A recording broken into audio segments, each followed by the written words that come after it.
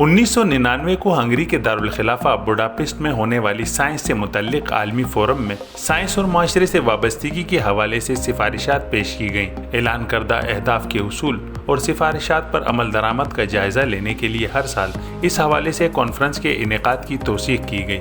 2001 میں یونیسکو کے اعلان کے بعد سے عالمی یوم سائنس برائے امن و ترقی کے عنوان سے 10 نومبر کو دن منانے کا فیصلہ ہوا۔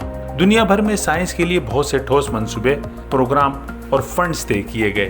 عالمی یوم سائنس برائے امن و ترقی منانے کا مقصد سائنس اور سائنسدانوں کے کردار کی اہمیت کو اجاگر کرنا، عام لوگوں میں سائنس سے مطابقت پیدا کرنا، سائنس میں ہونے والی پیش رفت لوگوں کو آگاہ کرنا اور انہیں بحث و مباحثے میں شامل کرنے کا موقع فراہم کرنا ہے۔ اس دن کو تنازعات میں مبتلا علاقوں میں رہنے والے سائنسدانوں کے مابین باہمی تعاون کے فروغ میں بھی مددگار سمجھا جاتا ہے، جس کی ایک مثال اسرائیلی فلسطینی سائنسدانوں کی تنظیم IPSO کا قیام ہے۔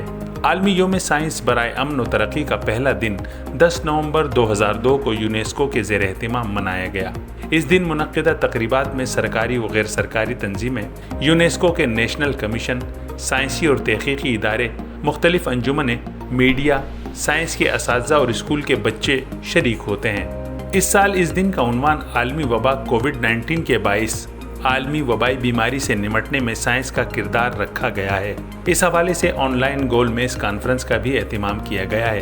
عالمی سطح پر صحت کے حوالے سے اس سنگین بحران میں یونیسکو نے اقوام متحدہ کی نمائندہ تنظیم کے طور پر کووڈ-19 کے خلاف اپنی حکمت عملی 3 حصوں میں ترتیب دی ہے، جن میں بین الاقوامی سائنسی تعاون، صاف پانی کی رسائی اور ماحولیات کے تحفظ کو یقینی بنانا شامل ہے۔